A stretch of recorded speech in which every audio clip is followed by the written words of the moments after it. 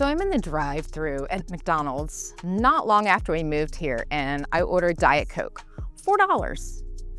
And that's when I had that moment of, okay, wait a second, $4 for a Diet Coke at McDonald's? So then I look up at the board and Big Mac is pushing 12, 13 bucks. And I turn to the girls in the back and I say, okay, family nugget pack, water's better for you anyway. And that wasn't even the part that really started costing us. What really got us here in Kitsap didn't show up until we were already living here for some time. We'd done the research before we PCSed. We thought we knew what things cost here, and we were off. And it wasn't because of just one big bill. Everything here runs just a little higher: food, utilities, housing, and it kind of layers and stacks. And if you didn't know that going in, you're gonna feel it pretty fast. So I'm gonna walk you through what families actually spend in Kitsap, all of it, so you're not doing the math in the drive-through line like I was. And the part that controls more of that than anything else is where you choose to live.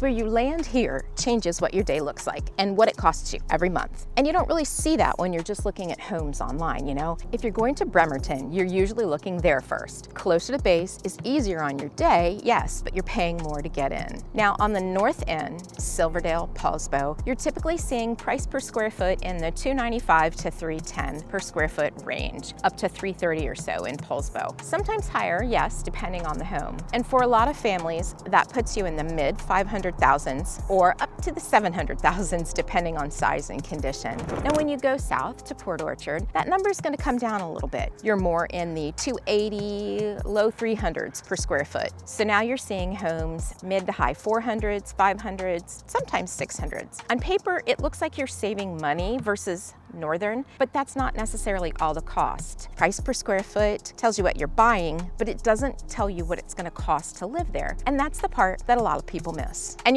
this question that I get every single PCS season: does BAH at NBK actually cover a mortgage? The short answer is it depends on your rate, your family size, and just know that the gap matters more here than at most duty stations. Senior enlisted and officers, generally yes, BAH here stretches towards home ownership. If you're junior enlisted, particularly E4 and below with dependents, the gap is really large and you need to plan for it. Run your actual numbers on the official BAH calculator before you decide between buying and renting, or reach out and we'll help you crunch the numbers. The number changes every year, of course, and each family's expenses are different. So it's not a clear-cut answer whether to buy or rent. We had a client who bought a great house in Belfair, just over the line in Mason County, before we met. And on paper, it looked like a win. What didn't show up, though, when they bought it was that their day was going to cost them. Now, he was commuting into Bremerton in a truck, so of course your fuel adds up fast, especially the last 6 months or so. At the same time, his spouse is driving their daughter to daycare over in Bremerton. Now you've got multiple drives every single day, and it started to wear on them. The gas, the time in the car. They loved the house, they just didn't love what their day looked like living there. And if they could do it again, they told us they would have stayed with a home closer to base. And they would have avoided Gorst, because once you're in it, you don't really have an easy way to fix that. And the hard part is you don't see any of that when you're just looking at homes on Zillow online. You're seeing photos, a price, maybe a map, but not what your day is actually going to cost you. So we made a little relocation guide,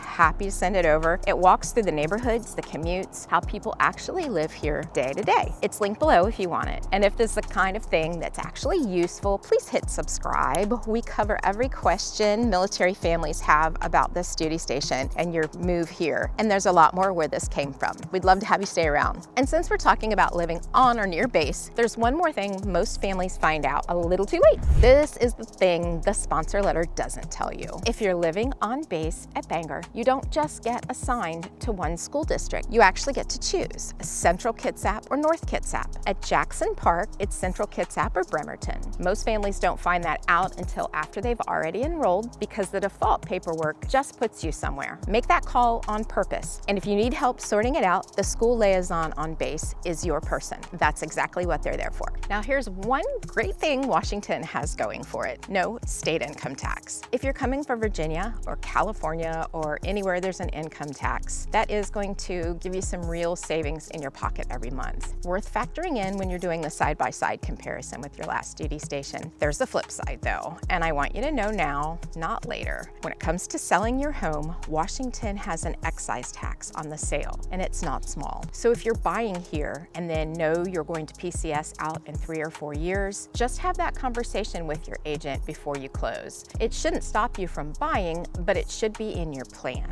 So it's a trade-off. You're either paying more for a house or you're paying for it every single day in other ways. You don't usually catch that when you're looking at the listings, and you don't feel it on closing day, but you'll probably feel it about 3 weeks later. And that's where it starts to show up. It's not one drive. It's going to Bangor. It's doing school drop-off. It's going to the commissary. It is soccer practice, back across Gorst, then repeat all of that again tomorrow. That's the part families underestimate when they're looking at homes online. Most families don't find this out until they're already living it, and that's when we switched to EVs. Yes, that helped a lot at the pump with the gas, but your electricity does go up. So there's kind of a cost to everything, even a solution. So the style and age of the home you're choosing also factor into your monthly spend number. It's not just that purchase price. Newer construction here is going to have better insulation, it's going to have more energy efficient systems, and a lower maintenance cost for the first few years. Older homes, you're going to get more character, you're going to get a lot of times larger size, you're going to get a larger lot, but then you're taking on a little more in upkeep. That's something that doesn't show up in your monthly mortgage payment. And then if the neighborhood has an HOA, and a lot of them do, you're going to have that as a line item.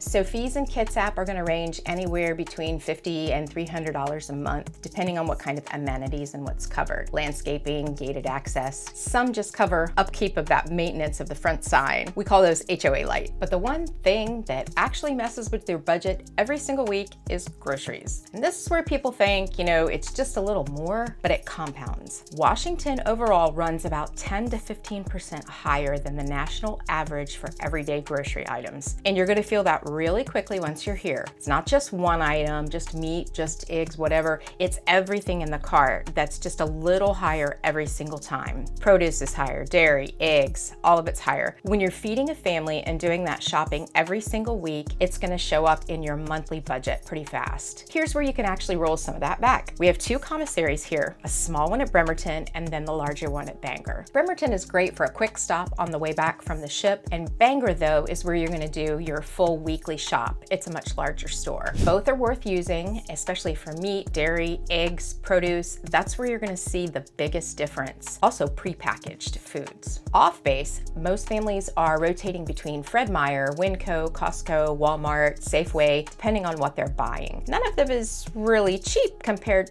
to most duty stations in Washington, but learning when to stop and where to shop for that makes a huge difference over the month. Eating out follows the same pattern. Even something quick is higher here than what you're used to at your other duty stations. Not dramatically, it's just consistently more every time. And that's the thing about Kitsap overall. Nothing shocks you just once, it's that it never stops. So look for those military discounts. A lot of the restaurants, especially some of our favorites, offer Military Monday. If you'd like a list of my favorites, reach out, happy to share. This is the part where Kitsap gives some of that back, because for everything that costs more here, the outdoor access is generally hard to beat and it's free. Hiking, waterfront parks, beaches, a lot of it is free. The Washington Discover Pass runs about $35 a year, and it opens up state recreation sites across the county. For a family that's going to be outside on the weekends, that's a really good deal. And if you already have a disability rating above 30%, your Washington Parks Pass would be free.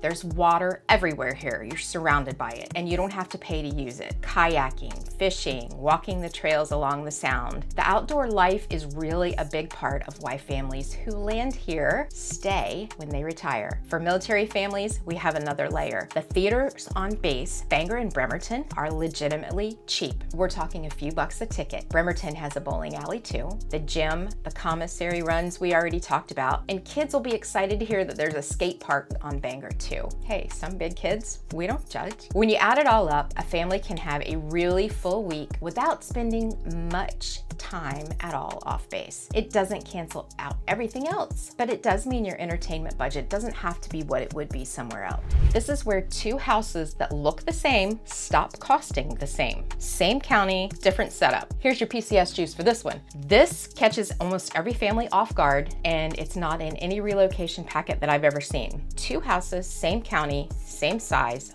5 minutes apart. One is on septic, no monthly sewer bill, maybe 40 to 90 a month just for water. The other is connected to city sewer. Now you're at 140 to 220 a month. That's the kind of thing families don't find out until after they move here. Always ask before you make the offer. And it doesn't stop at septic versus sewer. Even two houses that are both hooked up to sewer can land on totally different bills because of one thing, whether you're actually inside the city limits. I pulled two real Port Orchard homes to show you this. Both newer builds, similar size, similar price. One sits inside the city limits of Port Orchard. The other is a few minutes away, but it's in unincorporated Kitsap County. The one inside the city pays water, sewer, and a stormwater fee. All three, every single utility bill like clockwork. That's running about $140 a month before they've even used a drop of water. The one outside the city pays almost the exact same sewer rate, but their stormwater fee gets folded into the property tax bill instead once a year, and it's about 1/3 of the cost. Same county, looks identical from the curb, different bill every 2 months because of a line on a map that you can't see on your home tour. This is what it actually looks like when it hits. About $300 for 2 months, right in that $150 a month range. Water is not the driver. Sewer is the bigger piece. Stormwater gets layered in. Port Orchard in the city limits is higher than other spots. And Paulsbo, that one catches people off guard too. Rates there run $130 to $150 a month on average, and those vary by season, which is kind of odd. Same county, very different water sewer bill depending on which city you're in. Now, power is the other one. This is where people underestimate it because it doesn't hit every month. It hits every other month. You'll see numbers like 285, 271, even higher if it's colder. Cut that in half, you're looking at 140 to 250 a month for electricity depending on the season and whether or not you have EVs like we do. A lot of the homes here are all electric, heat, hot water, everything. PSE has had rate hikes and more have been announced. The problem is not every home here has gas. A lot are fully electric, especially the older ones. But if the home does have gas, notice how that changes your heating costs. And you'll see your heat go over to gas rather than be on power. The bottom line, the house itself is a choice. A newer home with better insulation costs less to run. An older, all-electric one might cost you more every single month, and that doesn't show up when you're looking at the listing. So Kitsap is expensive in ways families don't fully see until they're living here. But when you understand the trade-offs before you choose where to live, it gets a whole lot easier to make this place work well for your family. If you're still trying to figure out which part of Kitsap actually fits your day-to-day life, watch this one next.